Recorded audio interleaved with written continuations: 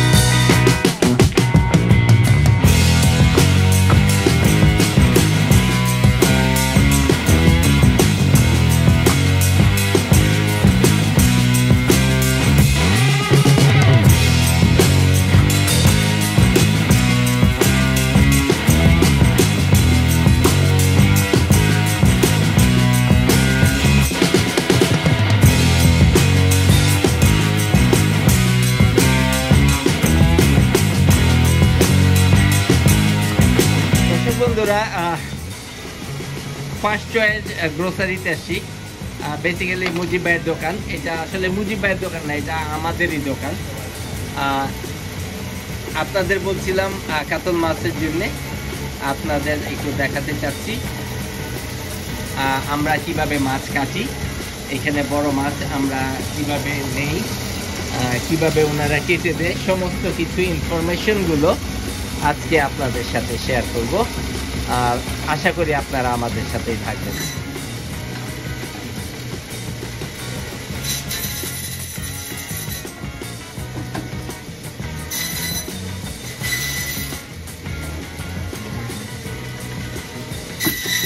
দর্শক বন্ধুরা, আপনারা দেখতে পাচ্ছেন আমরা যারা প্রবাসে থাকি তারা বড় মাছ যদি আমাদের নিতে হয় কিভাবে কাটি, গ্রোসারি দোকানে কিভাবে কেটে দেয়, সেটাই আপনাদের দেখানোর চেষ্টা করছি।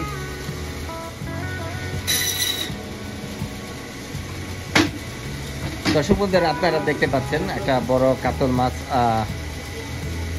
এখন কাটা হচ্ছে।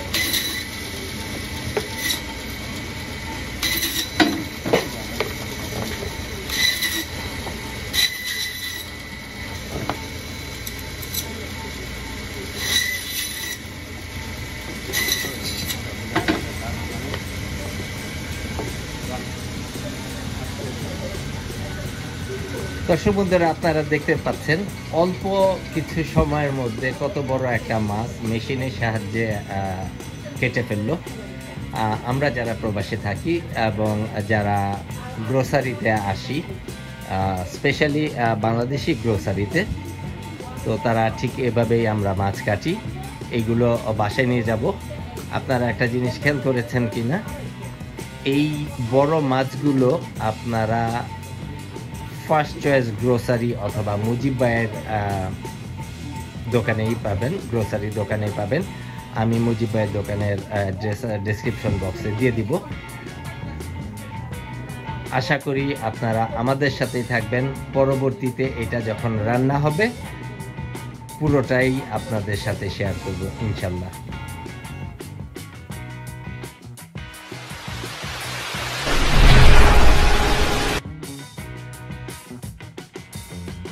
আসসালামু আলাইকুম ভিউয়ার, বিউটি লেভেল কেরালা থেকে রিজিয়া বোসান বলছিলাম। আজকে চলে আসলাম আরেকটা নতুন ব্লগ নিয়ে আপনাদের সামনে। আপনারা দেখেছিলেন আমি বাংলাদেশি গ্রোসারিতে দিয়েছি, সেখান থেকে বেশ বড় একটা কাতল মাছ কিনেছি। ওটা কিভাবে আমরা এখানে গ্রোসারি করে সেটা দেখিয়েছি, কিভাবে কিনে কিভাবে কেটে দেয় সেটাও দেখিয়েছি। এখন আমি রান্নাটা দেখাবো। তো আজকে আমি কাতল মাছ দিয়ে সিমের বিচি দিয়ে রান্না করব। এটা আমাদের অসম্ভব শৌখিন একটা রান্না। আসলে যারা আমরা বাইরে থাকি, দেশের বাইরে, তারা সবসময় দেশের জন্য মনটা কাঁদে। দেশের যে কোনো জিনিসই দেশে থাকতে হয়তো এতটা ফিল করতাম কিনা জানি না, তবে যখন বাইরে চলে এসেছি তখন এই জিনিসটা অনেক বেশি ফিল করি। দেশের খাবার, দেশের গন্ধ, স্মেল, এটি অন্যরকম একটা শান্তির জিনিস মনে হয়। তো দেশে থাকতে সিমের বিচি দিয়ে এই কাতল মাছটা আমার মেজো বোন, ওর হাতে খেয়েছি আমি নিজে। আসলে দেশে থাকতে রান্না বাড়া বেশি করা হতো না, বাচ্চা ছোট ছিল, জব করতাম, ভাই বোনরা ছিল, ওরা এত বেশি স্পয়েল করে ফেলেছিল রীতিমতো। যে কোনো কিছু স্পেশাল খেতে গেলে ওরাই রান্না করে দিত, আমাকে করতে হতো না। তো এখানে আসার পরে গত 9 বছরে অনেক কিছু শিখেছি। তো এই সিমের বিচি দিয়ে কাতল মাছ না আরেকবার রান্না করেছিলাম, আল্লাহর রহমতে ভালোই হয়েছিল। তো আজকে চিন্তা করলাম এই রান্নাটাই আমি আপনাদের সাথে একটু শেয়ার করব। আশা করি আপনাদের ভালো লাগবে। তো থাকুন আমার সাথে, থাকুন বিউটি লেভেল কেরালার সাথে।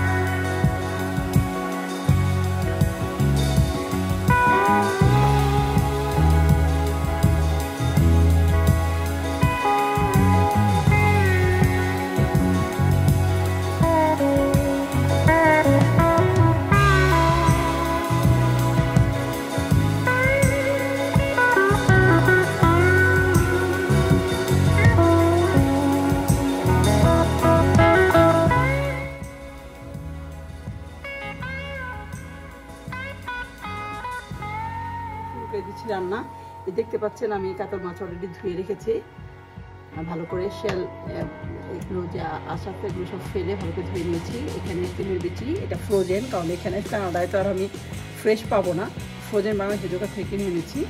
এটা পেঁয়াজ, আমি পেঁয়াজ কুচি করে নিয়েছি, এটা আমার লাগবে। এটা হলো আদা রসুন বাটা একসাথে, কেমন লাগবে। ধনিয়া গুঁড়া, হলুদ গুঁড়া, মরিচ গুঁড়া, লবণ, এগুলো পরিমাণ মতো লাগবে। তো সব আমি একের পর এক দেবো। প্রথম আমি মাছটা আগে মেখে নেব, মেখে নিচ্ছি।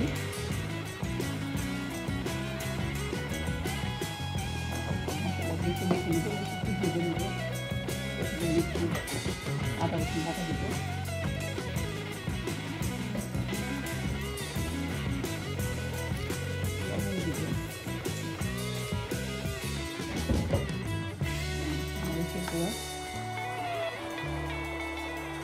যেরকম ঝাল খান সে পরিমাণ দেবেন। আমি একটু ঝাল পছন্দ করি, খুব বেশি না, বাট একটু ঝাল বেশি পছন্দ করি, সেজন্য একটু ঝাল দিয়েছি। হলুদের গুঁড়ো, ধনিয়া গুঁড়ো দিয়ে আমি তেলে অল্প করে হালকা একটু ভেজে নিব। দেন আমি মাছগুলো বসিয়ে রেখে রান্নাটা শুরু করি।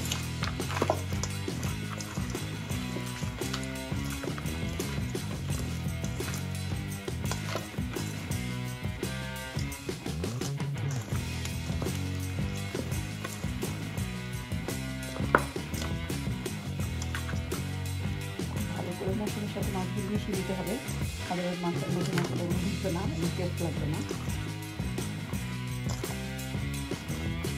মাছটা অনেক বড় ছিল, কিন্তু আমি মিডিলে কেটে নিয়েছি, কারণ বেশি বড় হয়ে গেলে মাছের মধ্যে মশলাগুলো ঢুকে না, টেস্ট ভাবে আসে না, সেই জন্য মাছগুলো কেটে নিয়েছি দিয়ে। কারণ যদি কেউ চায় 2টা করে খেতে পারবে, বাট টেস্ট না হলে বড়টার মধ্যে লবণ টবণ মশলা সব না দিলে বেশি টেস্ট আসে না। তো এখন আমি চুলাটা জ্বালিয়ে দিব।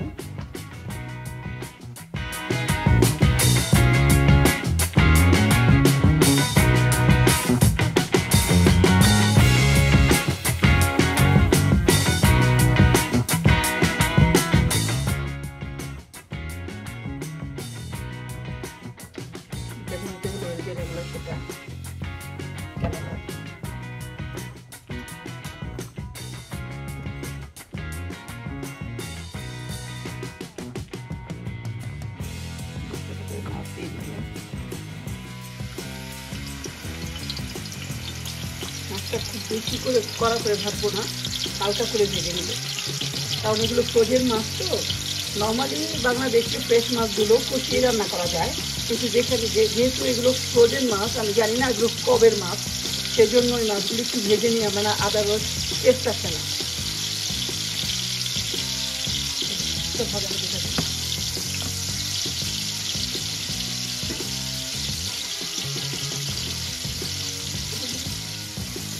বেশি কড়া ভাজা দিব না, আমি আগেই বলেছি, কারণ কড়া ভাজা দিলে মাছটা ভালো লাগে না আমার কাছে। এই মাছগুলো সাধারণত রান্নার মাছগুলো কষিয়ে রান্না করা হয় আমাদের দিয়েছে। যেহেতু আমার এখানে ফ্রোজেন মাছ আমি ভেজে রান্না করতে হবে, সেজন্য আমি খুবই অল্প হালকা একটু ভেজে নিচ্ছি।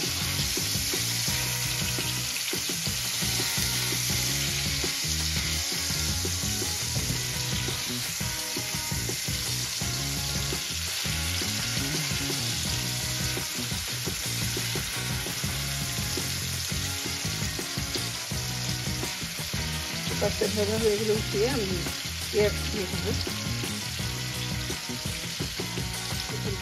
হয়ে গেছে ভাজা, খুব একটা ভাজবো না, আমি আগে বলেছিলাম হালকা ভেজে উঠিয়ে ফেলবো। হালকা ভাজা আমার হয়ে গেছে, আমি এগুলো মিশিয়ে রাখবো।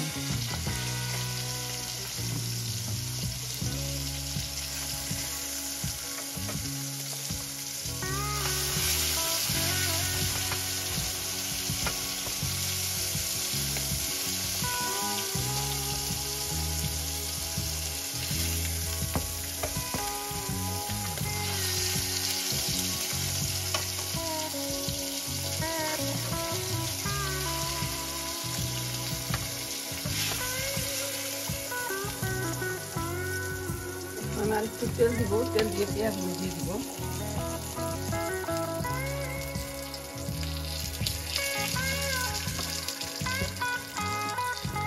সবগুলো দিয়ে দিব আমি।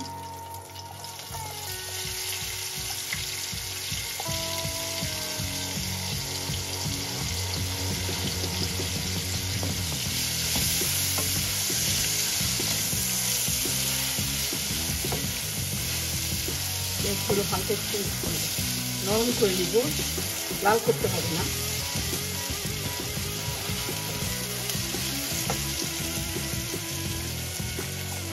মোটামুটি নরম হয়ে গেছে, এখন আমি একটু লবণ দিয়ে নেব।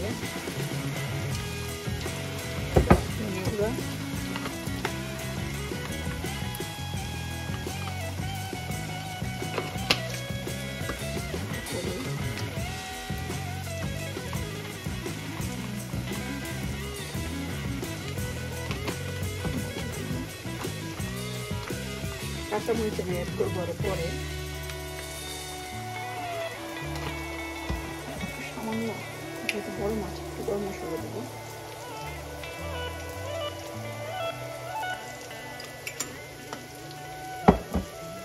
ভালো করে কষিয়ে নিতে, এবং আদা রসুন বাটাও দেবো।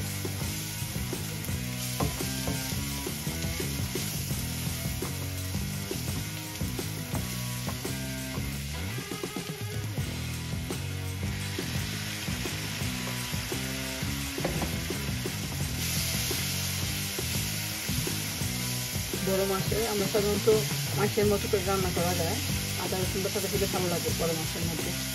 আর আমি যেই সবসময় আসলে ছোটোবেলায় দেখেছি আম্মা এভাবে রান্না করতো। তো সেই যে একটু পানি দিয়ে এটা কষিয়ে নেব মশলাটা কষানো পরে আবার আপনার সাথে আসছি। অলমোস্ট তেল উঠে আসছে আমার, একটু কষাবো আর মিনিট খানিক, তারপরে আমি বিচিটা অ্যাড করে দিব। অ্যাড করে ওটাও একটু কষাবো, তারপরে ঝোল দিতে আসছি। আমি চিপচিপা ঝোলে রাখবো এই মাছের তরকারিটা। এটা খুব বেশি ঝোলও ভালো লাগবে না, আর একদম ড্রাইও ভালো লাগবে না, চিপচিপা টাইপের ঝোলে ভালো লাগবে। তো অলমোস্ট আমার এটা কষানো হয়ে গেছে, এখন আমি চিনি বিচিগুলো অ্যাড করবো।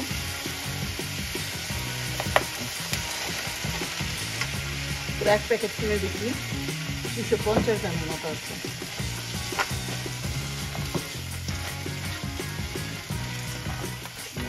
কষাবো, পানি ঢেকে দিব, কষানো হোক।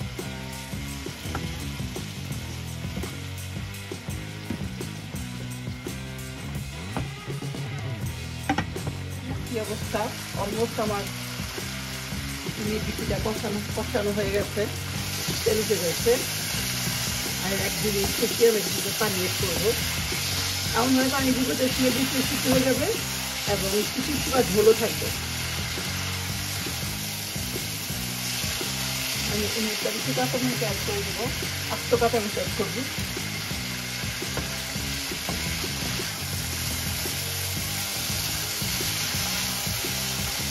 স্মেলটা বেশ সুন্দর আসছে, আপনার স্মেলটা পাচ্ছেন না, আমি যখন স্মেলটা পাচ্ছি মাছ আমাদের ভালো লাগছে স্মেলে। এখন আমি গরম পানি অ্যাড করে দিই, হালকা গরম পানি। একটু পানি হয়তো আমাকে অ্যাড করতে হবে, একটু পানি অ্যাড করবো, তরকারি দিয়ে সিদ্ধ হবে, আবার একটু চিপচিপা ঝোলও থাকবে।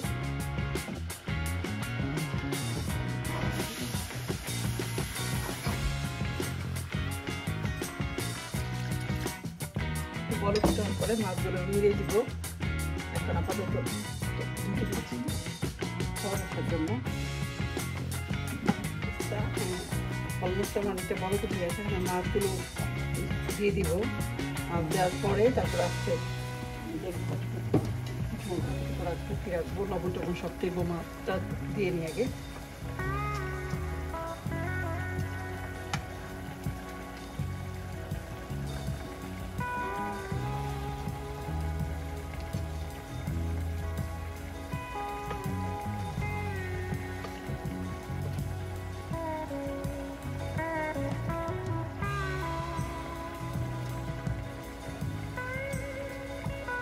তেল আছে, একটু চিনি দিচ্ছি।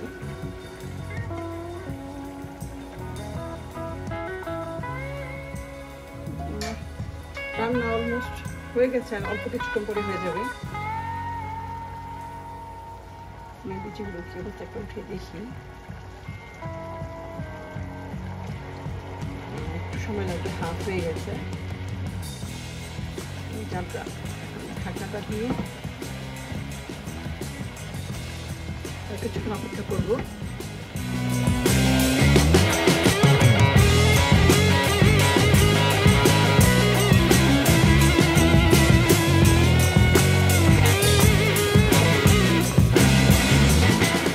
দেখি কি অবস্থা, মোটামুটি হয়ে গেছে অলমোস্ট অনেকটা। টমেটো অ্যাড করবো, এটা ভালো লাগে, অ্যাড করলে ভালো লাগবে। আমার গাছেরই টমেটো ফ্রোজেন কেটে রেখে দিয়েছিলাম। এটা এই বছরের না, গত সামারের আমার গার্ডেনের, এই সামারের এবার কিছুই আমি রাখিনি আসলে নতুনভাবে দিতে।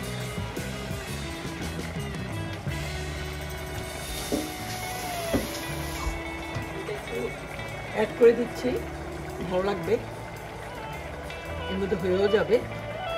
একটু পরে ধনেপাতা দিয়ে আর 5 মিনিট ধনেপাতা দিয়ে নামিয়ে ফেলবো। আশা করি ভালোই হয়েছে। চিনি বিচিগুলো অলমোস্ট দেখি, আমি দেখাচ্ছি আপনাদেরকে, সিদ্ধ হয়ে গেছে অলমোস্ট।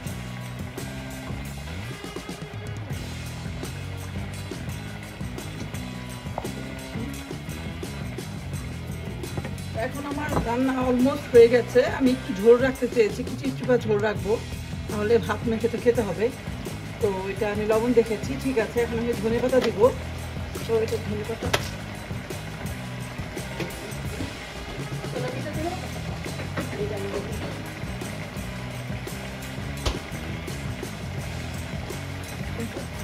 এখন আমি একটু ধনেপাতা অ্যাড করবো সাথে। ধনেপাতাটা ফ্রোজেন, আপনারা দেখে বলতে পারেন যে ফ্রোজেন কেন।